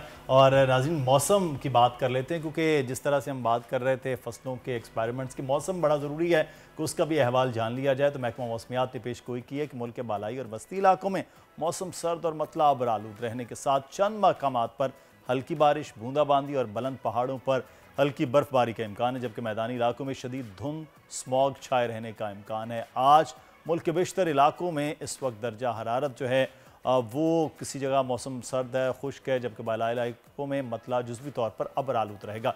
चीफ मेट्रोलॉजिस्ट हमारे साथ मौजूद हैं सरफराज साहब। सरदार साहब, सबसे पहले तो कोई बारिश की नवीद है कराची वालों के लिए या खुश्क सर्दी ही चलेगी? जी बहुत शुक्रिया जी। कोई अनफॉर्चुनेटली नवीद नहीं है अभी, ना सिर्फ कराची कोई उम्मीद भर नहीं आ रही, कोई सूरत नजर नहीं आ रही सरदार साहब। जी बिल्कुल ऐसे ही है। आपको पता है कि सर्दियों की बारिशें तो साउथ में तो बहुत ही कम होती हैं। कोई ऐसा स्पेल आ जाए कि जो बलूचिस्तान, जनूबी बलूचिस्तान से होती हुई कोई वेव गुजरे तो फिर इम्कान रहता है यहाँ पर। तो मतलब फ़िलहाल कोई ऐसा आसार नहीं दिखाई दे रहे, बल्कि पूरे मुल्क में ही एक तरह से ड्राई वेदर है। बेशतर जगहों पर, कोई इक्का दुक्का जगहों पर बिल्कुल केपी के जो इंतहाई शुमाली इलाका जात वो हैं, चतराल और गिलगित साइड पे कुछ, कश्मीर साइड पे कुछ हल्की फुल्की कहीं बूंदाबांदी मुतवक्की है, या बुलंद वो बाला पहाड़ है जो वहाँ पर हल्की सी स्नोफॉल। अदरवाइज ड्राई वेदर ही है और ये अभी मेरे ख्याल में अगले 10-12 दिन तक ऐसी ही कंडीशन दिखाई दे रही है, खुश्क सर्दी रहेगी। सरदार साहब ये बताइएगा कि जो बारिशों का मामला है वो तो चले नहीं है, लेकिन सर्दी में भी कोई खातिर खा इजाफा नहीं हुआ। आखिरी अब वीक स्टार्ट हो गया है कराची में, तो कराची में कोई सख्त मौसम सर्दी का आना है? देखिए कराची में अमूमन वही दिसंबर के आखिरी दिनों में या फिर जनवरी में ही अमूमन ज़्यादा सर्दी आया करती है कि जब टेम्परेचर यूजुअली सिंगल डिजिट में आ जाता है 8-10 डिग्री, या पिछले साल यानी इस साल के शुरू में जनवरी में 6 डिग्री तक गिरा था, तो ज़्यादा इम्कान जनवरी में ही रहता है। अदरवाइज़ आप अगर एवरेज टेम्परेचर देखें तो दिसंबर में 13.4 है इसका पिछला 30 साल का जो एवरेज है, और ये उससे पिछले 30 साल की एवरेज से अगर कंपेयर किया जाए तो ये बढ़ गया है 1-8 डिग्री। तो सर्दियों के दौरानिया एक तरह से ना कम होता जा रहा है हर मतलब कुछ सालों बाद आप अगर नोट करें तो उसमें उस लिहाज से कराची में वो कम हो गया। लेकिन हम बात करें बलूचिस्तान के हवाले से तो बलूचिस्तान का मौसम सर्द होता है तो हमारे पास थोड़ी बहुत सर्दी आ जाती है। तो बलूचिस्तान की अगर हम बात करें तो वहाँ बर्फ़बारी के क्या इम्कानात हैं? फिर हम बालाई इलाकों की बात करते हैं। सरदार साहब, मैंने आपसे अर्ज किया ना कि अभी तो कोई अगले 10-12 दिन तक यानी कोई 8 या 10 जनवरी तक कोई ऐसी सिग्निफिकेंट वेव नहीं है कि जो किसी भी एरिया में, चाहे वो बलूचिस्तान हो चाहे शुमाली इलाका जात हो। अब देखें 8 या 10 जनवरी के बाद कुछ इम्कान लग रहा है कि कोई वेव आएगी। अदरवाइज़ मॉडल्स ये सजेस्ट करते हैं कि जनवरी में मामूल से थोड़ी सी ज़्यादा बारिशें, ख़ासकर वही जो वो इलाका जो अफगानिस्तान के साथ हमारा लगता है, ईरान के साथ लगता है, यानी वेस्टर्न हाफ ऑफ पाकिस्तान। लेकिन अनफॉर्चुनेटली पहले 8-10 दिन कोई ऐसा खास स्पेल नहीं है कोई काबिल जिक्र। सही। तो सिंध के किसानों के लिए मौसम अगले 8-10 दिन कैसा रहेगा?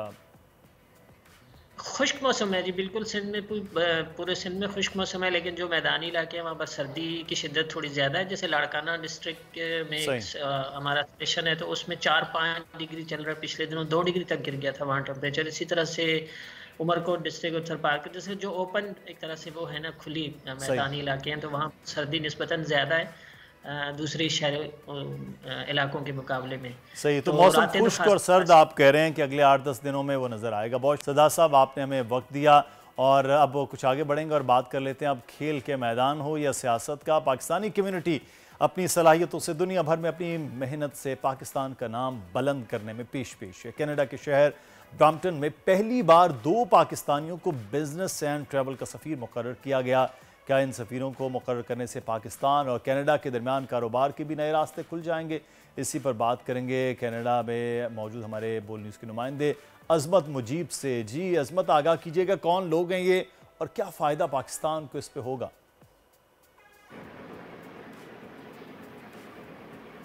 नासिर शाह को रिसेंटली सिटी ऑफ ब्रैम्पटन ने स्पेशल बिजनेस एम्बेसडर तैनात किया है। दोनों मेरे साथ हैं, आइए इनसे बात करते हैं। जी अस्सलाम वालेकुम अजमत भाई, बहुत बहुत शुक्रिया आपका।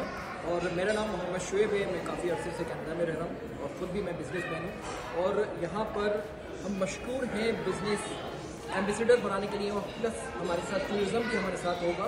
और साथ साथ हम बहुत बड़ा शुक्रगुजार हैं कि ब्रैम्पटन सिटी के जो मैनेजमेंट है, मेयर है और सिटी काउंसिलर्स की जो टीम है, उन्होंने हम पे एतमाद किया।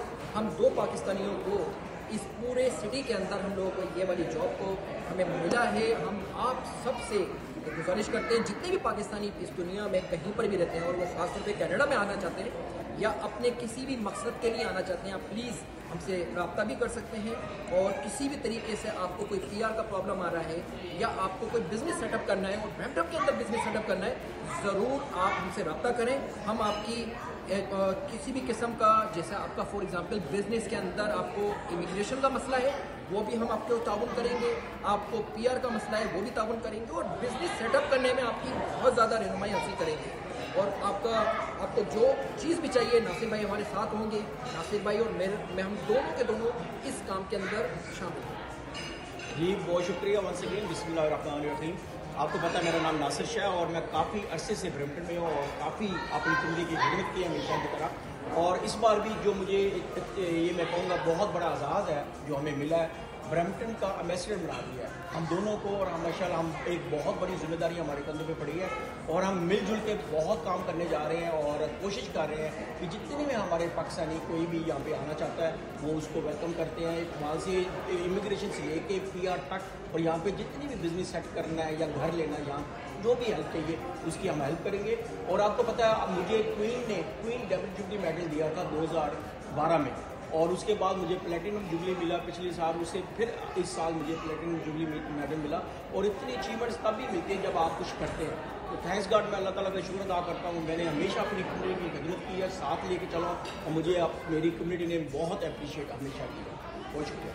तो नाज़रीन, देखा आपने नासिर शाह और मोहम्मद शुएब, दो बिजनेसमैन हैं कनाडा में, पाकिस्तानी, और कई अरसे से पाकिस्तानी कम्युनिटी की खिदमत कर रहे हैं।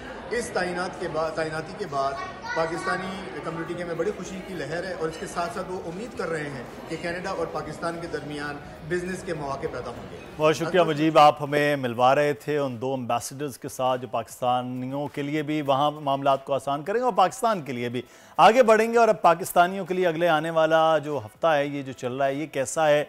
अब बोर्ड प्रेडिक्शन का वक्त हो चुका है। इस वक्त हमारे साथ उनसा शाह मौजूद हैं, उनसे बात करेंगे कि सर्द मौसम में उनके पास कोई अच्छी अच्छी खबरें हैं लोगों के लिए या नहीं। उनसा, सबसे पहले तो आपको अस्सलाम वालेकुम, क्या हाल है आपके? वालेकुम सलाम, गुड मॉर्निंग। मैं ठीक हूँ अल्हम्दुलिल्लाह, आप ठीक हैं? जी बिल्कुल ठीक ठाक हैं। बाकी ये हफ्ता कैसा गुजरेगा कि ठीक रहना है या नहीं, वो फिर आपसे पूछ लेते हैं कि अब क्या है। तो सबसे पहले हम, क्योंकि वक्त ज़ाया किए बगैर शुरू करते हैं आगाज़ के, ये हफ्ता शुरू हो गया है तो किसका कैसा रहेगा? अब ये हफ्ता जो है वो आखिरी हफ्ता है 2023 का, और एरीज से स्टार्ट लेते हैं। एरीज वालों की कामों में आखिरी डिलेज नजर आ रहे हैं, वक्त पर काम नहीं हो रहे, चाहे शादी है, चाहे जॉब है, चाहे कारोबार है, उसमें रुकावटें नजर आ रही हैं। लेकिन ये रुकावटें जो हैं वो वक्ती होंगी। थोड़ा सा पेशेंस रखें, सब्र रखें, सब्र तहम्मुल रखें।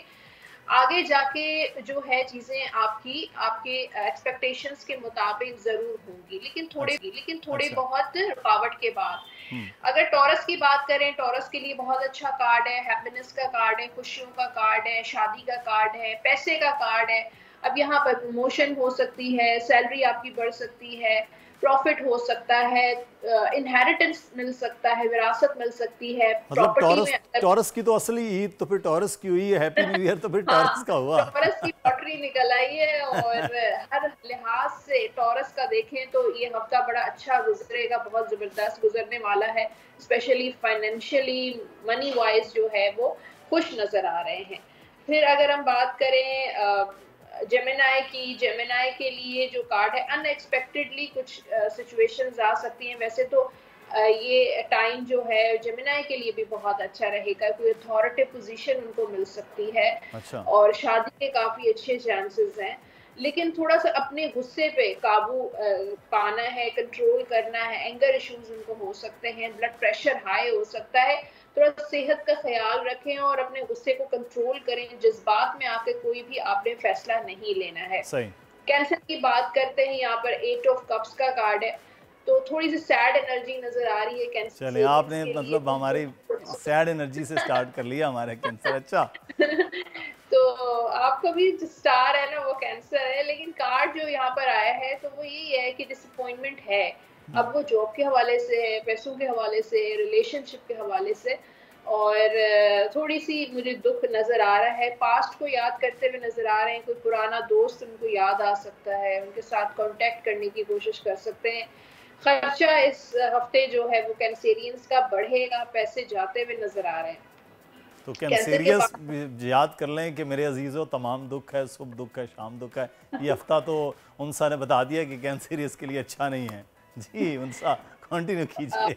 हाँ, लियो के लिए बिगिनिंग्स हैं, यहाँ पर न्यू स्टार्ट है। अगर आपको कुछ अरसे से किसी चीज़ से नुकसान हुआ है, रिलेशनशिप सही नहीं चला या क्या, तो अपने लाइफ को का नया आगाज़ करें, बिगनिंग करें। यहाँ पर न्यू अपॉर्चुनिटीज़ मिल सकती हैं, रिश्ते के हवाले से, शादी के हवाले से, कारोबार के हवाले से, जॉब के हवाले से, तो बेहतरी नज़र आ रही है। लियो के बाद है वर्गो वालों के लिए भी ये हफ्ता काफ़ी भारी रहेगा। स्पेशली हेल्थ के हवाले से अपना ख्याल रखें, ज़्यादा स्ट्रेस नहीं लेना है, इतना ज़्यादा मत काम कीजिएगा कि आप जो है ओवर बर्डन हो जाएं, स्ट्रेस में आ जाएं, थकावट का शिकार हो सकते हैं। तो यहाँ पे मुझे लगता है वर्गो वाले काफ़ी सारे काम कर रहे हैं, बहुत सारी जिम्मेदारियाँ उठा रहे हैं। नहीं, कुछ वर्गों तो ये पहले ही काम नहीं करते। आपने कहा कि ज्यादा काम ना करें, उन्होंने कहा नहीं, उनसा ने कहा था हमने तो काम ही नहीं करना, वो आराम करके बैठ जाए आराम से। हाँ, सेहत खराब हो जाएगी अगर ज्यादा काम करेंगे तो। अच्छा, लिब्रा के लिए कोई गुड न्यूज़ आ सकती है। काफ़ी ख़वातीन जो लिब्रा हैं वो कंसीव कर सकती हैं। अच्छा। लिब्रा वाले जो है कोई प्रपोज़ल आ सकता है, बिजनेस प्रपोज़ल आ सकता है। तो और बच्चों पे थोड़ा तवज्जो दीजिए लिब्रा वाले, और उनकी क्या एक्टिविटीज़ हैं, स्टडीज़ हैं, तो थोड़ा सा बच्चों पे आपने तवज्जो देने की ज़रूरत है। अब स्कॉर्पियो जो है वो यहाँ पर एस ऑफ वॉन्ड्स की एनर्जी है, न्यू बिगिनिंग्स, किसी नए काम का आगाज, शुरुआत, कोई नया काम शुरू कर सकते हैं, बिजनेस स्टार्ट करना चाहते हैं तो बहुत अच्छा टाइम है, कहीं इन्वेस्टमेंट करना चाहते हैं, कोई रिलेशनशिप स्टार्ट करना चाहते हैं तो भी आपके लिए अच्छा टाइम नज़र आ रहा है। सेजिटेरियस वालों के लिए सेलिब्रेशन टाइम है, खुशियों का टाइम है, शादी का बहुत अच्छा टाइम है, दोस्त कोई आपकी लाइफ में आ सकता है, ट्रैवल कर सकते हैं, सफ़र बहुत अच्छा है, सेहत अच्छी रहेगी सेजिटेरियस की। अच्छा। कारोबारी हवाले से, जॉब के हवाले से भी आपको खुशियाँ मिलेंगी। कैप्रिकॉन जो है वो 6 ऑफ सोर्ड्स की एनर्जी है। एक तो सफ़र नज़र आ रहा है कैप्रिकॉन का, उनका महीना भी चल रहा है ना अभी। हाँ जी बिल्कुल। तो कैप्रिकॉन वाले एक तो ट्रैवल कर सकते हैं, हॉलीडेज पर जा सकते हैं। दूसरा ये है कि अगर इस वक्त परेशान हैं किसी भी हवाले से, बिजनेस के हवाले से, जॉब के हवाले से, घर के हवाले से, पर्सनल लाइफ के हवाले से, तो वो चीज़ें वक्ती हैं, आहिस्ता आहिस्ता चीज़ें बेहतर हो जाएंगी। इसी तरीके से सेहत भी उनकी इंशाल्लाह आहिस्ता आहिस्ता हील हो रही है। सही। उसके बाद एक्वेरियस है, स्ट्रेंथ, ईगो बहुत है एक्वेरियस वालों को, अपने ईगो को कंट्रोल करें। और दूसरा ये कि गुस्सा, एंगर इश्यूज हो सकते हैं, गुस्से पे आपने कंट्रोल करना है। और दूसरा ये कि कामों में थोड़ी बहुत रुकावटें आएंगी, लेकिन वही कामों में ये वक्ती रुकावटें, आप अपनी विल पावर से आगे बढ़ सकते हैं। आपको गिव अप नहीं करना है, हिम्मत नहीं हारनी है, बल्कि आपको अपनी कोशिश जारी रखनी है। सही। लास्ट जो है वो पाइसेस है, एम्प्रेस की एनर्जी है। यहाँ पर वही पाइसेस खवातीन कंसीव कर सकती हैं, काम में ग्रोथ नजर आ रही है, प्रॉफिट नजर आ रहा है, पैसा मिल सकता है, रिलेशनशिप, लव लाइफ बहुत अच्छी पाइसेस वालों की नजर आ रही है। और थोड़ा सा सेल्फ केयर, अपने ऊपर भी तवज्जो जरूरी है, सेल्फ लव, दूसरों से प्यार करते हैं, दूसरों का ख्याल रखते हैं, लेकिन पहले अपना ख्याल रखें, खुद से प्यार करें और अपने ऊपर तवज्जो दें। सही। तो इसका मतलब है कि 12 के 12 में से एक कैंसर ही है जिसके लिए कोई अच्छी चीज़ आपके पास आज नहीं थी, बाकी तो सबके लिए कुछ ना कुछ बेहतर ही रहा है। अच्छा। कार्ड्स है, कुछ भी कर सकते हैं। बिल्कुल कार्ड्स हैं जी, वो हमारे साथ ही उन्होंने एक ख़ास लगाव रखा हुआ है। लेकिन एक चीज़ उनसे आप, क्योंकि साल ख़त्म हो रहा है और इस साल में, अगले साल में सबसे अहम बात तो ये है कि लोग सोचते हैं कि साल बेहतर होगा या नहीं, तो अगला साल ये बड़ा मुश्किल एक साल गुजरा है। इस साल के बाद कोई बेहतरी आम लोगों के लिए पाकिस्तान के हवाले से क्या है, पाकिस्तान के कार्ड्स क्या कहते हैं? देखिए, अनसर्टेनिटी रहेगी। यहाँ पर 2 ऑफ पेंटिकल्स का कार्ड है। वैसे भी अगला साल जो है वो सेटन ईयर है, 8 नंबर बनता है अगर 2+2+4 को ऐड करें। अच्छा। 8 सेटन जुहल सयारा जो है वो मुश्किलात का होता है। अब मुझे ये जो है, लेकिन मेहनत करेंगे, अपने काम में फोकस रखेंगे, शॉर्टकट्स नहीं लेंगे, नीयत अच्छी रखेंगे तो बेहतरी होगी। लेकिन अगर ओवरऑल पाकिस्तान की बात करें, ये आपने जो पाकिस्तान की बात पूरी की है ना, एक तो नीयत, ये मुश्किल हो जाएगा, मेहनत अच्छा। वाला वो काम हमारे हड्डियों में है नहीं कि पाकिस्तानी हम एक्स्ट्रा मेहनत कर सके। तो इसका मतलब है मुश्किलात ही हैं। 2024 कोई ज़्यादा आसानी लग नहीं रही है। जी जी, टफ ईयर है, लेकिन बात ये कि मेहनत करते हैं पाकिस्तानी, बाहर जाके तो बहुत मेहनत करते हैं, तो वही मेहनत अगर पाकिस्तान में करें तो देखें पाकिस्तान को फ़ायदा होगा। नीयत अच्छी रखें, शॉर्टकट्स जो यहाँ पर उनको करने होते हैं वो वहाँ जाके तो कितनी ज़्यादा एफर्ट्स करते हैं, दिन रात, सुबह से लेकर रात तक काम होता है। तो वो अगर वही सारी चीज़ें अगर हमारे मुल्क के लिए करें तो हमारा मुल्क जो है वो कहाँ पहुँच जाए। तो अभी फिर इलेक्शन का बताइए कि इलेक्शन के मामलात अब तो क्लियर हैं। आप भी उन लोगों में जो खदशात जाहिर कर रहे थे कि इलेक्शन जो है वक्त पर 8 फरवरी में हो नहीं रहे, तो क्या अब इलेक्शन हो रहे हैं? देखिए, यहाँ पर 3 ऑफ पेंटिकल्स का कार्ड है और मीटिंग्स और मुलाकातें, ऐसी चीजें नजर आ रही, कोशिश की जाएगी, डिले हो, रुकावट आए। अच्छा। या कुछ ना कुछ ऐसे मामलात हों कि आगे ये इलेक्शंस जो है वो डिले हो जाए। लेकिन मुझे लगता है कि जो हायर अथॉरिटीज हैं, इलेक्शन कमीशन है या जुडिशरी है, वो सपोर्ट करेगी कि इलेक्शन जो है वो टाइमली हो जाए। चलें अब देखते हैं कि ये सूरत हाल क्या बनती है, क्योंकि ये अब आखिरी वीक चल रहा है इस साल का और फिर नई चीज़ें, नई प्रेडिक्शंस भी वो भी देखेंगे। बहुत शुक्रिया उनसा, आप हमारे साथ मौजूद थी। आपका हफ्ता कैसा गुजरेगा इस बारे में आपको बताया। मुदस्सिर इकबाल को इजाज़त दीजिए प्रोग्राम से इस उम्मीद, इस दुआ और इस तवक्को के साथ कि पाकिस्तान और पाकिस्तानियों के लिए आज का दिन अच्छा साबित हो। अल्लाह हाफ़िज़।